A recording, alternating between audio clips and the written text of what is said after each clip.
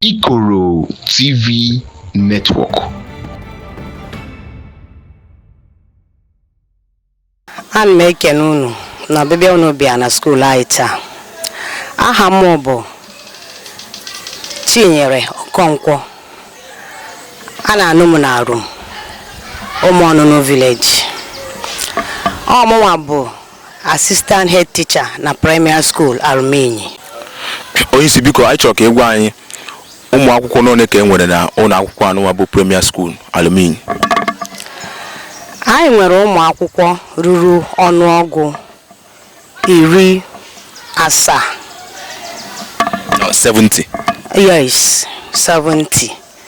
And ụmụ akwụkwọ ka na-abatakwa. Ụmụ akwụkwọ ka na-abatakwa because nke a bụ new term. Anyị nwekwara onye ọfụ ụta akwa. Anyị chọrọ ka ị gwa anyị ndị nkụzi niile ka e nwere n'ụlọ akwụkwọ nakwa one ka gọọmenti na-akwụ ụgwọ ọfa niile ka gọọmenti na-akwụ ụgwọ. Anyị nwere ndị nkụzi n'ụlọ akwụkwọ primary school Alum Inyi. Ndị nkụzi anyị dị 6. Naanị 4 ka gọọmenti na-akwụ ụgwọ. Abụọ ndị ọzọ bụ ndị PTA na-akwụ ụgwọ, that's parents na-akwụ ụgwọ. Ndị nkụzi n'one ka eche na o kwesịrị ekwesị inwe maọbụ na ọ ga-adị mma inwe n'ụlọ akwụkwọ anụnwa bụ primary school. Ụlọ akwụkwọ anụnwa bụ primary school kwesịrị inwe ndị nkụzi ruo 10 because na anyị nwe ndị nta akara na primary school. Abịa na ndị nta akara ahụ, ọ naanị ofu onye na-achịkọta ụzọ nta akara 3, nọziri 1, nọziri 2, nọziri 3, play class, that's ha dị 4, mana ọ naanị so ofu onye na-achịkọ ha. Ndị nkụzi kwesịrị ịnọ ebe a, ha kwesịrị ka ha ruo 10 maọbụ karịa. Onye isi enwere classes bido na ọta akara wee ruo na primary 6. Anyị chọrọ ka ị gwakana anyị enwere ụmụ akwụkwọ na classes ndị a niile. Enwere ụmụ akwụkwọ na classes ndị a niile. Ihe anyị nwere ebe a abụghị classes na hall ka a ga-akpọ ya. Ọ ga-amasịkwana anyị ma ọ bụrụ na abịa demarcate ya ka ọ bụrụ real classes because no hall ka anyị na-amanage. Oche ka anyị ji wee kebisie ya wee na-amanage otu ahụ. Ya na enwere ụmụ akwụkwọ na classes ndị a niile. Enwere ụmụ akwụkwọ na classes ndị a niile. Onye isi anyị chọrọ ka ị gwa anyị enwere ndị nkụzi na classes ndị a niile. Enweghị ndị nkụzi zuru oke. Abịa na nursery section, nursery 1 onye nkụzi adịghị ya, nursery 2 onye nkụzi adịghị ya, play class onye nkụzi adịghị ya. Anyị enweghị onye nkụzi na class 3. Classes a niile enweghị nke ndị nkụzi dị. Anyị na-eme anyị bịa anyị chịkọ ha ọnụ wee na-akụziri ha nkụzi. Enwere ebe ụmụ akwụkwọ na-anyụ nsị maọbụ mamịrị n'ụlọ akwụkwọ nakwa ọ bụ na enwere ka ekunu si eneti anya. Anyị enwe ha ebe ha na-anyụ nsị na mamịrị, ha na-aba n'ime ọhịa anyụ nsị. Nke a bụkwa nke na-ekwesịghị ekwesị maka agwọ nwere ike ịta ha n'ime ọhịa a. Ọ bụrụ ajọ ihe dịrị primary school. Anyị chọrọ ka ọ bụrụ na anyị ga-enye aka ka anyị nwee ebe a na-anyụ nsị na mamịrị na primary school. Anyị na-ekene gị onye isi.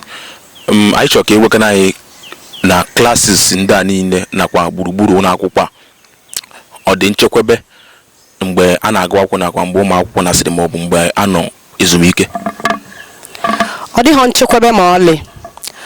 Ọ na-abụ agbasa anyị metisịa ụzọ anụnwa na anyị na-abịa echi n'ụtụtụ ịfụ na akpakasịgo the whole windows maka na ọ dịghị nchekwebe. Anyị enweghị onye nche ebe a. Ha nyakasịgo the windows, ịbata n'ime klaasị anyụsịa ma nsị, esesie siga, mebisie ihe niile. Anyị bịa n'ụtụtụ anyị bido kwa bịa kpobe nsị, sachaba klaasị bifo anyị gụba akwụkwọ, nke gosiri na ọ dịghị nchekwebe ma ọlị. N'uche nke gị kedu ife iche na a ga-emenwu ya maọbụ na a ga-eme ịkwụsị ya bụ ọnọdụ? Anyị na-ayọ ka agbatara anyị ọsọ enyemaka maka na anyị nwebụ ndị nkụzi na-ata afụfụ ya. Ọ bụrụ na a ga-enye anyị onye nche ga na-eche nche ebe a, nche anyị gbasaa obido nche tiri ruo n'ụtụtụ ya, ọ ga-amasị anyị. Ya bụ enyemaka unu chọrọ na ọnọdụ a bụ onye nche. Onye nche ka anyị chọrọ ka ọ na-eneruru anyị ụlọ akwụkwọ anyị anya. N'ihe gbasara nche na-ekwu, ọ bụrụ na a ga-agbatara anyị ọsọ enyemaka gbara anyị ogige n'ime primary school Alum, ọ ga-amasị anyị nke ọma. Ya Fence, proper fence, ọ ga-amasị anyị. onye isi anyị chọrọ ka ịgbakena anyị na-arụ a na-enwe agba nke izizi, enwe agba nke abụọ na agba nke ịtọ, nke ndị oyibo na-akpọ first term, second term, third term. anyị chọrọ ka ịgwa anyị a na-enwe mbawanye n'ọnụọgụ ụmụ akwụkwọ ka na ọ na-agbada agbada. A na-enwe mbawanye agba nke izizi, agba nke abụọ na nke ịtọ, a na-enwe mbawanye otu o kwesịrị. A na-enwe mbawanye nke ọma. Dịka isi wee kwuo na a na-enwe mbawanye n'ọnụọgụ ụmụ akwụkwọ, kedu ife na-eme nne na nna maọbụ kedu ife na-akpali nne na nna ịkpọta ụmụfa ịgụ akwụkwọ na primary school Alum Inyi? Dịka nsi kwuo na a na-enwe mbawanye na primary school Alum Inyi, nne na nna ọbụla ọ na-amasị ha, ọbụna nwatakịrị etonite ruo ogo ịba primary school, ọ na-amasị nne na nna ka ha dute ha n'ụlọ akwụkwọ. Ọ bụghị naanị idute ha n'ụlọ akwụkwọ ebe nke a na-akụzi ihe, ebe a na-amụta ihe, ebe a na-eme ihe kwesịrị ka eme. Anyị so n'ọnụ ọgụgụ na primary school Alum Inyi ndị na-egosipụta ihe ụmụ akwụkwọ kwesịrị ịma na ihe ha kwesịrị ịdị na-eme n'oge niile.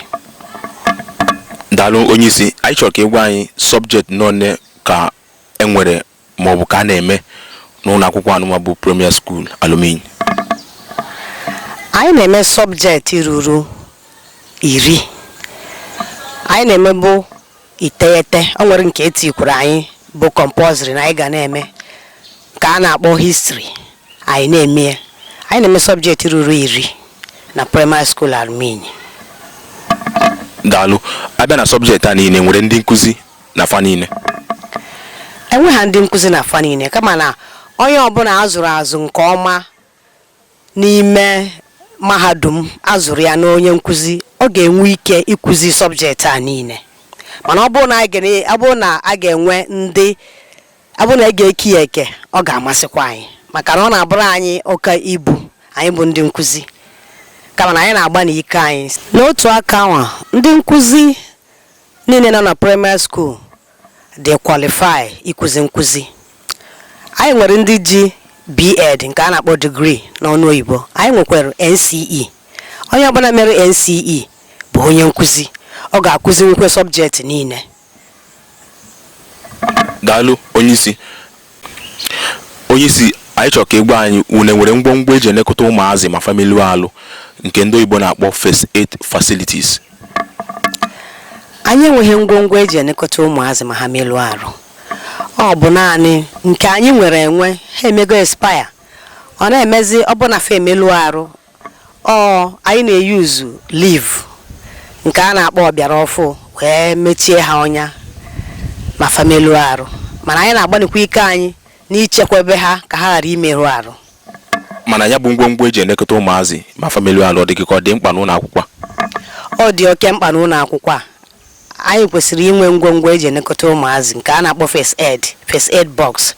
Na ọtụtụ ụmụazị na-egwu egwu na-emelụ arụ, anyị kwesịrị ka anyị nwee ngwongwo. Ọ dị oke mkpa na primary school Alum Inyi. Daalụ onye isi, dịka anyị si wee n'anya na ụlọ akwụkwọ anụwa bụ primary school ọ dịwagwo ochie n'anya, o nwere ka o si enye unu nsogbu na agụmakwụkwọ? Daalụ na ajụjụ a ejụrụ anyị. Ụlọ akwụkwọ anyị bụ primary school a rụrụ ya mgbe tere aka, mgbe m nwa na onwe m amụbeghị dị mgbe a rụrụ primary school. Anya a ga-afụ na ụlọ na onwe ya adịgo ochie, ọ na-adazi ada. Anyị nọrọ n'ime ya na-agụ akwụkwọ, ọ na-enye anyị nsogbu. Ọ bụrụ na mmiri na-ezo, zinc anyị ọ tapụsigo, ọ na-eme anyị na-achị arụ ụmụazị, na-achịkọta ha ọnụ maka mmiri na ikuku. Ụlọ anyị esighozi ike. Anyị na-ayọkwa ka a gbatara anyị ọsọ enyemaka ka a mara ihe a ga-eme ụlọ anyị ka ọ dịkwa chimchim n'anya, ọ dị mma ịnọ n'ime ya wee na-agụ akwụkwọ. Ọ bụ na akpatụ ya aka na ọ ga-enye aka na agụmakwụkwọ na primary school? Ọ bụrụ na akpatụ ya aka, ọ ga-enyere anyị aka na agụmakwụkwọ na primary school. Eme ya ọ dịka ibie, ọ maa mma n'anya, a na-ene ya anya, ama na nke a bụ ụlọ nke a rụburu ọfụma. ọzọ dịkwa ka ibe ya. O nwere mgbe anyị nọ ebe a n'afọ gara aga, o nwere ndị bịa jụgasị anyị ajụjụ ọnụ dị iche iche gbasara ịrụzi ụlọ. Ha sịkwara anyị edepụta anyị edepụtasịa ya nyekwa ha, mana ruo ugbu a o nwebeghị ihe anyị fụrụ. Anyị ka na-enwe olileanya na anyị amaghị ihe bụ uche ha. Anyị chọkwana ka a gbatara anyị ọsọ enyemaka ka arụgharị anyị ụlọ ka ọ dịkwa mma n'anya. Daalụ onye isi, anyị na-ekene gị. Dịka isi wee bụrụ onye isi ndị nkụzi, kedu ife ị na-agabiga ma ọ bụ nwere nsogbu gị na ndị nkụzi gị a na-enwe nsogbu ka unu anọ ọfụma? Mụ na ndị nkụzi m anyị na-anọ ọfụma, anyị adịghị enwe nsogbu. Anyị na-ejikọ aka arụ ọrụ dịka o kwesịrị nke ọma.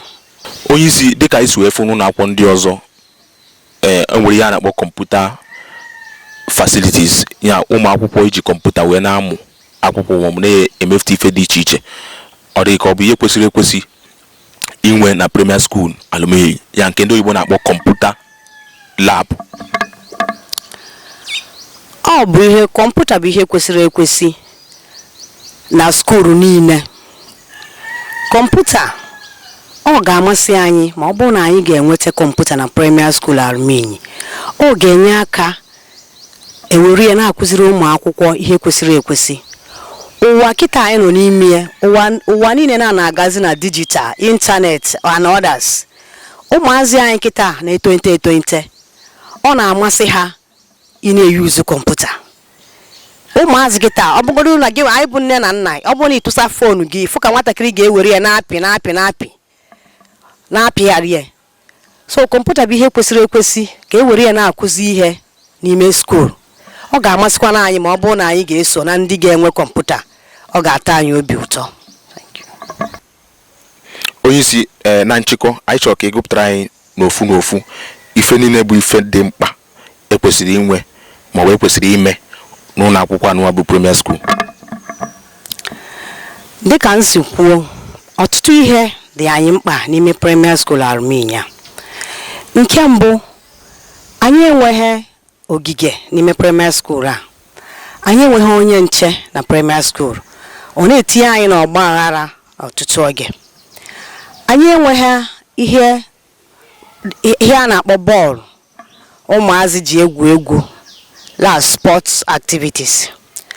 Anyị enweghị ngwongwo ndị nọzrị ji egwu ngwongwo ga na-eme ha obiọma, ihe a na-akpọ jangrova na ọtụtụ ihe dị iche iche. Anyị nidikwara ka elekọtara anyị field anya. Ọ bụrụ igonye anyị meshin nke eji agba ọgwụ ka anyị were ya wee na-agbagbusi ahịhịa dị ebe a. Anyị na-ayọkwa gọọmenti ka ha kpatara anyị ọsọ enyemaka na-ebekere anya n'ihe gbasara ịkwụ ụgwọ ndị nkụzi. Oge gara aga ndị nkụzi mere ngagharị iwe wee gbaa strike gbasara ụgwọ a na-akwụ ha. Ụgwọ a na-akwụ ha agbagota ha. Anyị na-ayọ ọ bụrụ na a ga-etinye anya ka etinye ego n'ọrụ nkụzi. Na ọrụ nkụzi bụ ọrụ siri ike, mana anyị na-arụ ya site na amara Chineke. Anyị na-emekwa anyị zụlite ụmụazị anyị ka ha baa uru n'ọdịnihu. So ọtụtụ ihe dịgasị anyị mkpa. Ụlọ anyị nke anyị na-ekwu gbasara ya, ụlọ anyị na-ada. Anyị enweghị ezigbo ụlọ. Ụlọ a bụ mgbe a rụrụ ya otego aka. Anyị chọrọ ka arụgharịara anyị ya ma ọ bụ na ọ ga-ekweme. Edozie ya ọ dị mma n'anya ka o nyere anyị aka. Anyị nwa bụ ndị nkụzi na-abịa ebe a nyekwara ụmụ akwụkwọ aka, nyekwara Alum kọmuniti aka. Anyị na-ayọ ka agbatara anyị ọsọ enyemaka ka enyere anyị aka. Anyị apụghị ime ihe ndị a naanị anyị. Anyị chọrọ ka ebunye anyị ka enyere anyị aka. Anyị na-enwe olileanya na ha ga-agbatara anyị ọsọ enyemaka nụrụ akwa nke anyị na-ebe oge dị anya. Ọ na-adị anyị ka mkpa anyị abịawago n'isi njedebe na nka, maka ọtụtụ oge a na-abịa ajụgasị anyị ọtụtụ ihe a ga-eme. Anyị na-ekwukwa mana onwebe nke anyị fụrụ, mana anyị na-enwe olileanya na oge ugbu a na ọ dị ka akwa anyị abịago n'isi njedebe. Ana m ekene unu. Daalụ. Anyị nọkọkwara ọnụ wee depụta iji wee doo anya n'ihe anyị na-akọwa. ihe ndị dịgasị anyị mkpa dịka ndị nkuzi. Anyị enweghị ndị nkuzi na nursery section anyị. Nursery 1 enweghị ndị nkuzi, nursery 2 enweghị ndị nkuzi, nursery 3 enweghị onye nkuzi. Ọ bụ naanị oke anyị nọ ebe a ka anyị na-akụziri ha. Anyị enweghịkwa oche anyị na-anọ na nursery. Ụmụazị ute ka anyị na-asara ha because na ọcha ezughị ezu. Anyị enweghịkwa tebụl na classes ndị nkuzi suppose ịdị na-eyuzu. Anyị enweghị ngwa mmiri, ihe a ga na-eji na-agbanyere ụmụazị mmiri ma ọ bụ na mmiri agwọ ha. Ndị nkuzi anyị, ndị PTA na-enye aka na school ịkwụghị ụgwọ. O nwere mgbe ọ na-agbado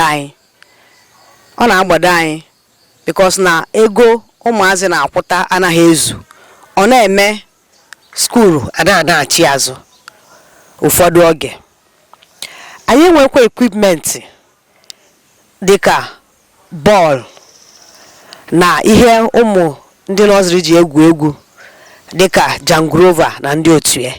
Anyị enweghị toilet na school. Ụmụazị na-aga n'ime ọhịa na-eje toilet na-anyụ mamịrị nke dị danger n'ime ndụ ha. O nwere ike ofu ihe eme ha ebe a, ọ dịghọ mma na ntị. Anyị enweghịkwa kọmputa na school anyị, nke dịka m si kwubuo, anyị enweghị kọmputa nke ga-enye aka na mmụta n'ebe ụmụaka nọ. Dịka m si kwuo n'oge izizi, ụlọ anyị na-ada ada. Anyị na-ayọ ka agbatara anyị ọsọ enyemaka. Ceiling adịghị n'ụlọ a, and ọ n'ọnọdụ ka hall. Onweghị ka esi demarcate ya. Oche ka anyị dọbasị wee na-akụziri ụmụazị. Enough classrooms adịghị. So ụlọ akwụkwọ anyị need total renovation. Anyị na-ayọkwanụ ka enebenye anya site n'ike nke Chineke. Daalụ.